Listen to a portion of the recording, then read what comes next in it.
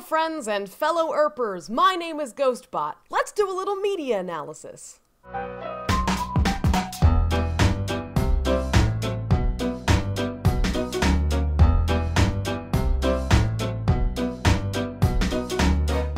This is the first in a series of videos that I'd like to do where I take the media that I consume, think about it critically, and engage with it creatively. For this first leg of the series, we are going to focus on Wynonna Earp. This could range from character analyses, to relationships, to dramatic story arcs, and definitely, of course, including the immersive transmedia experience known as Purgatory Case Files. I think many people, found Wynonna Earp because of the promise of positive queer representation.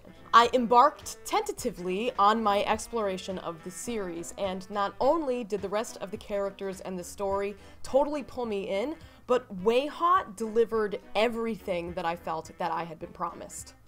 And more. So in this first set of videos, I'd like to focus a little bit on what I think the relationship between Nicole Hot and Waverly Earp is getting right in terms of queer representation in the media. So without further ado, here is the first video in a set that I am calling What Haught Gets Right.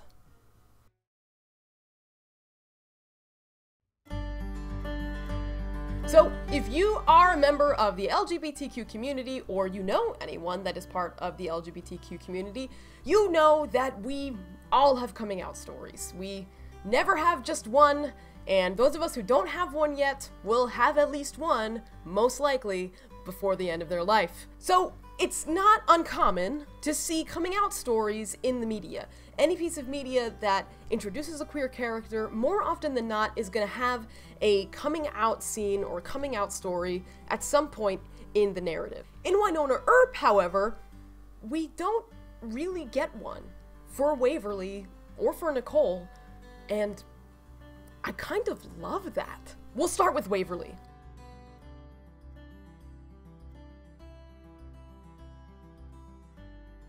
Waverly, when we first are introduced to her, we are given no impression whatsoever that she is anything but straight. She is in a relationship with a man, who we kind of acknowledge, and Wynonna acknowledges for us as our proxy, is kind of a loser. Hot, maybe, but maybe not the greatest boyfriend in the world to Waverly, but she's dating him, and she has been dating him, and she continues to date him. Any uncertainty around that relationship is not related to her sexuality. It is related mostly to people feeling like Waverly can do a lot better than Champ Hardy. Now, of course, I want to acknowledge that just because Waverly was in a relationship with Champ doesn't mean that she was not already queer. When Nicole Hot swaggers into Shorty's to find Waverly behind the bar covered in beer, we are still not given any indication that Waverly will return the affections that Nicole shows to her.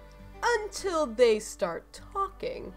At which point it seems pretty clear that Nicole's presence in Waverly's life has thrown a couple of things upside down for her. Here's the thing that I love about Waverly's coming out arc, is that the decision to either stay with Champ or try something with Nicole is not about whether she should be straight or be queer, whether she should be with a man or a woman.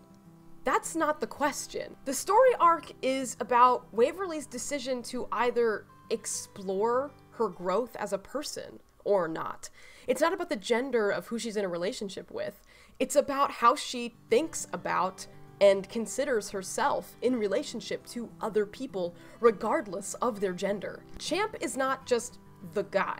Champ is comfortable consistence. He's the known. He's the regular. Nicole is not the girl. She's new. She's exciting. She's terrifying. She's the unknown. The decision is not man or woman, straight or queer. The decision is what is known and comfortable, or what is unknown and exciting. Even when Waverly decides to try with Nicole, and she specifically says to Doc that she is trying, it's not about trying things with a woman. It's about trying out being something other than Champ Hardy's girlfriend. It's about Waverly understanding who she is without all of the recognizable things about her that she had become so comfortable with. It's about her figuring out who she is when she's not Waverly Earp, bartender at Shorty's, Champ Hardy's girlfriend, and the last remaining Earp in purgatory. Figuring out who she is when she's Waverly Earp, researcher for the Black Badge Division, Nicole Hot's kinda girlfriend, and sister to Wynonna Earp, the heir of the Earp curse.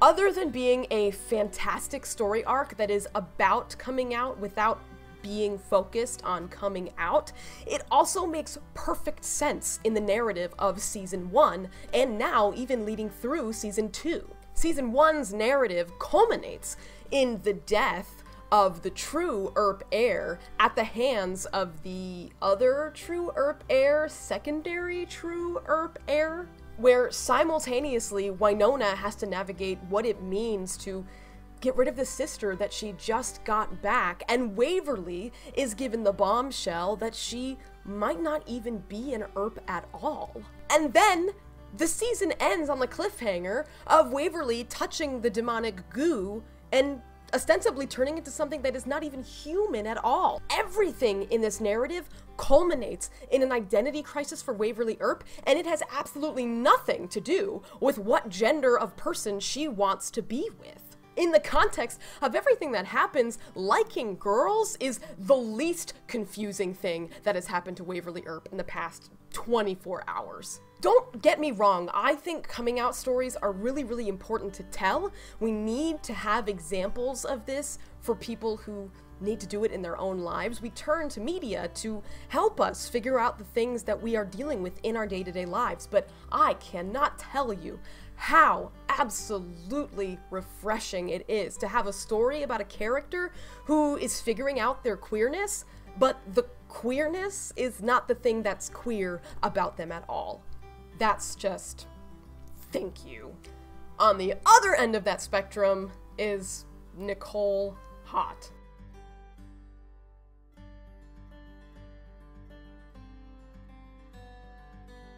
If you had handed the character of Nicole Hot to me when I was 15 years old, I would have immediately absorbed her into being my favorite fictional character of all time. A queer woman making her way through life, swaggering brazenly into bars and flirting with the straight girls behind the counter. That sounded like something out of a fantasy novel to me when I was 15. And yet it was all I wanted. I wanted queer people on television who were just unabashedly themselves, who weren't terrified to flirt with people for fear of what they might say or do to them, who weren't ashamed of who they were and could go on with their normal everyday lives while also being openly queer.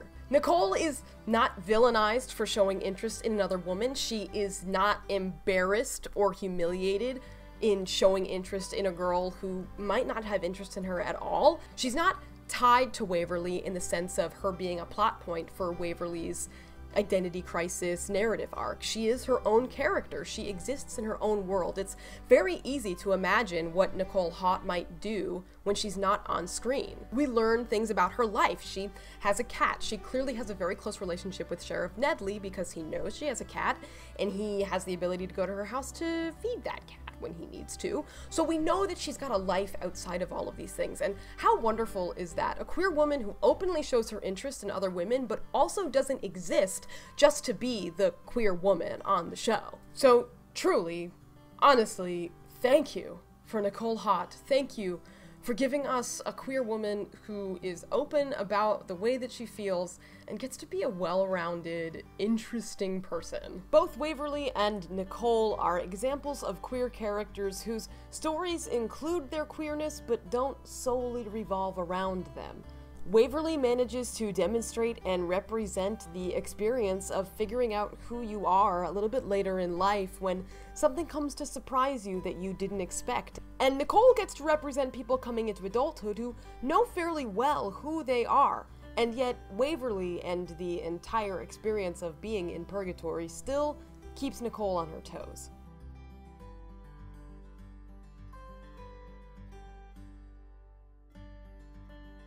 That's it for this video. Thank you so much for watching. If you enjoyed it, don't forget to hit that like button. And if you really want to let us know how much you liked it, you can subscribe to the channel here on YouTube. You can follow us on Twitter at TheBusyBat. You can follow me on Twitter at GhostBot, GH0ST_B0T.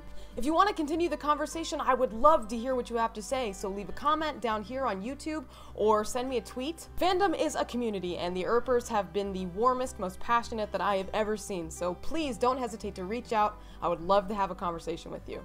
Thank you so much for spending this time with me. Once again, I'm GhostBot. Have a lovely rest of your day, Earpers, and I will see you in the next video.